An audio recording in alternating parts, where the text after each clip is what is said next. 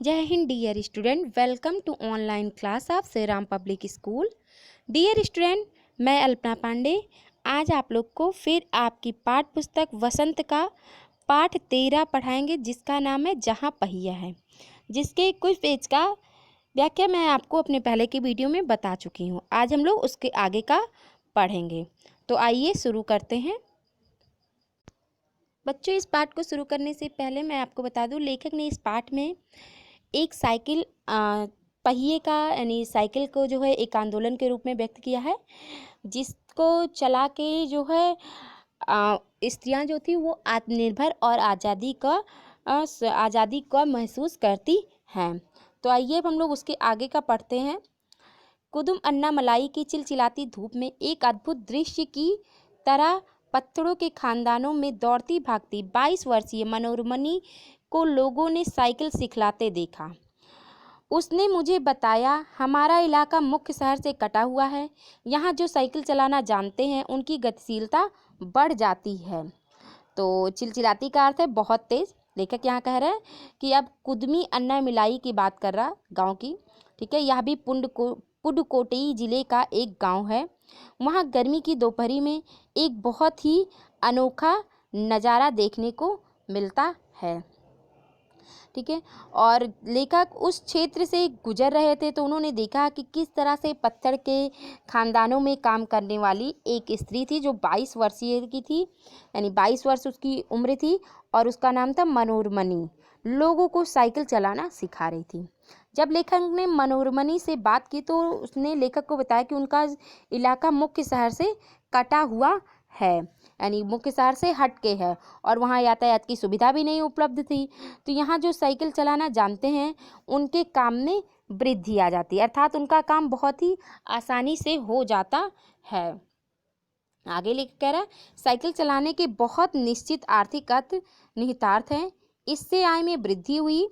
यहाँ की कुछ महिलाएं अगल बगल के गाँव में कृषि संबंधी अन्य उत्पाद बेच आती हैं, ठीक है। साइकिल की वजह से बसों के इंतजार में व्यय करने वाला उनका समय बच जाता है। खराब परिवहन व्यवस्था वाले स्थानों के लिए तो यह बहुत ही महत्वपूर्ण है, ठीक है। तो यहाँ व्यय का अर्थ होता है खर्च। लेखक कह रहा है साइकिल चलाने के से बहुत कुछ आर्थिक फायदे भी होते हैं। इससे आय में वृद्धि होती है। यहाँ की महिलाएं आसपास के गांव से संबंधी तथा अन्य उत्पाद बेच आती हैं साइकिल से।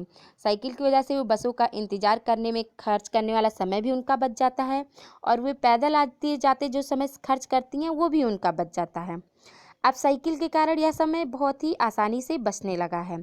यहाँ पर यातायात के साधन नहीं है, खराब परिवहन व्यवस्था है, यानी यातायात की बहुत ही खराब व्यवस्था है। उन स्थानों पर तो यह साइकिल एक ही बहुत महत्वपूर्ण योगदान दे रहा है, और यह बहुत ज़्यादा उपयोगी भी सिद्ध होते चला जा रहा है। दूसरे लेखक कह रहे आगे, दूसरे इससे इन्हें इतना समय मिल जाता है कि अपना सामान बेचने पर ज़्यादा ध्यान केंद्रित कर पाती हैं। तीसरे, इससे ये और अधिक इलाकों में जा पाती है। अंतिम बात यह है कि अगर आप चाहें तो इससे आराम करने का काफ़ी समय मिल सकता है। तो यहाँ लेखक कह रहे हैं कि जो है साइकिल के और ज़्यादा फ़ायदों को गिनाते हुए कहते हैं कि इससे एक फ़ायदा यह भी है कि इन महिलाओं को इतना समय मिल जाता है कि वे अपना सामान बेचने पर ज़्यादा ध्यान केंद्रित कर पाती हैं। तीसरा फ़ायदा उन्होंने बताया कि महिलाएं अपना सामान बेचने और अधिक इलाकों में जा पाती हैं। और सबसे अंतिम बात उन्होंने ये कहा कि अगर वे काम करके ज़्यादा थक गई हों तो इससे उन्हें आराम करने का समय भी मिल जाता है। साइकिल के कारण महिलाओं को क्या होता है, काम काफ़ी आसानी से हो जाता है। आगे, जिन छोटे उत्पादों का बसों का इंतजार करना पड़ता है, बस स्टॉप तक पहुंचने के लिए भी पिता, भाई, पति या बेटों पर निर्भर रहना पड़ता है। वे अपना सामान बेचने के लिए कुछ गिने चुने गांवों तक ही जा पाती हैं, कुछ तो पैदल ही चलना पड़ता है। फिर जो है पैदल ही चलना पड़ता है। जिनके पास साइकिल नहीं है वे अब भी पैदल ही जाती है। फिर उन्हें बच्चों की देखभाल के लिए या पीने का पानी लाने जैसे घरेलू कामों के लिए भी जल्द ही भागकर घर पहुंचना पड़ता है, ठीक है। तो यहाँ लेखक कह रहे हैं कि जो है जिन छोटे व्यापारियों को बसों का इंतजार करना पड़ता है वो छोटे छोटे सामान बेचते थे, गांव जाकर बसों के द्वारा उन्हें जो है काफ़ी लंबा इंतज़ार करना पड़ता था। बस स्टॉप तक पहुंचने के लिए पिता, भाई, पति या बेटों पर निर्भर रहना पड़ता था औरतों को कि कोई उन्हें बस स्टॉप तक छोड़कर आएगा, तब कहीं बस के द्वारा अपने मंजिल तक वो पहुंच पाएंगी और अपना काम करके वापस लौट के आएंगी। वे अपना सामान बेचने के लिए कुछ गिने चुने गाँवों तक ही जा पाती थी, क्योंकि इससे बहुत ही अधिक समय लगता था। लेकिन साइकिल के द्वारा अब इन जगहों पर वह आसानी से पहुँच जाती हैं।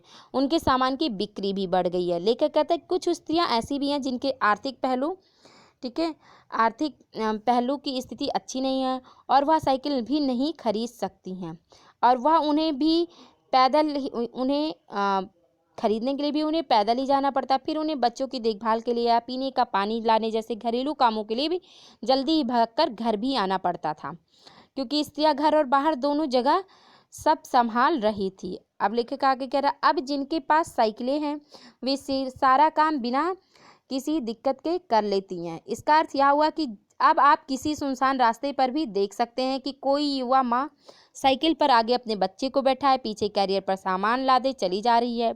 वह अपने साथ पानी से भरे 2 या 3 बर्तन लिए अपने घर या काम पर जाती देखी जा सकती है।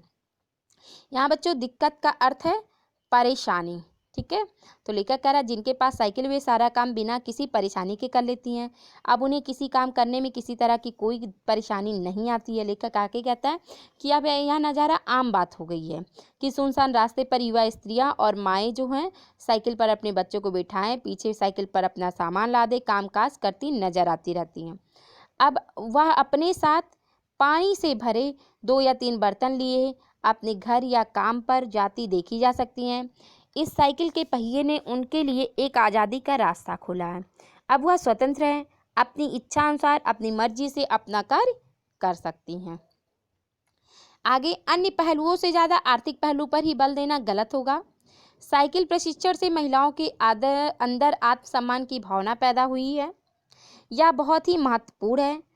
फातिमा का कहना है, बेशक यह मामला केवल आर्थिक नहीं है। यानी फातिमा ने यह बात इस तरह कही कि जिससे मुझे लगा कि मैं कितनी मूर्खतापूर्ण ढंग से सोच रहा था। उसने आगे कहा, साइकिल चलाने से मेरी कौन सी कमाई होती है, मैं तो पैसे ही गवाती हूँ। तो यहाँ पहलुओं का अर्थ होता है पक्ष और आर्थिक का अर्थ है धन से संबंधित, ठीक है। लेखक कहता है कि अन्य पहलुओं से ज़्यादा आर्थिक पहलू पर ही बल देना गलत होगा।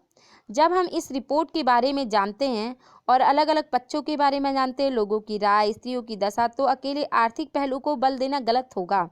इसके अलावा भी स्त्रियों के जीवन में बदलाव आया है, आर्थिक पहलू तो सुधरा है और इसके साथ साइकिल सीखने से महिलाओं के अंदर उनका अपने ऊपर विश्वास, उनका आत्मसम्मान भी बढ़ा है।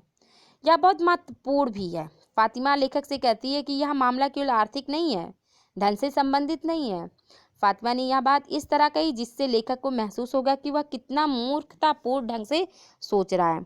फातिमा आगे कहती है कि साइकिल चलाने से उनकी कौन सी कमाई होती है, वह तो पैसे ही बर्बाद करती हैं, क्योंकि किराए पर साइकिल लेकर चलाती थी, क्योंकि उन्हें साइकिल चलाने का शौक है और वह कहती है कि इससे उन्हें खुशी मिलती है। आगे कह रहे हैं कि मेरे पास इतने पैसे नहीं कि मैं साइकिल खरीद सकूं, लेकिन हर शाम मैं किराए पर साइकिल लेती हूं ताकि मैं आज़ादी और खुशहाली का अनुभव कर सकूं। पुडुकोट्टई पहुंचने से पहले मैंने इस विनम्र सवारी के बारे में कभी इस तरह सोचा ही नहीं था। मैंने कभी साइकिल को आज़ादी का प्रतीक नहीं समझाता था। यहाँ बच्चों जो दिया गया है, गवाती, गवाती का अर्थ होता है बर्बाद, ठीक है। तो फातिमा लेखक को बताई थी कि उसकी आर्थिक स्थिति अच्छी नहीं है, वह साइकिल नहीं खरीद सकती, लेकिन हर शाम वह किराए पर साइकिल लेती है ताकि वह आज़ादी और खुशहाली का अनुभव कर सके।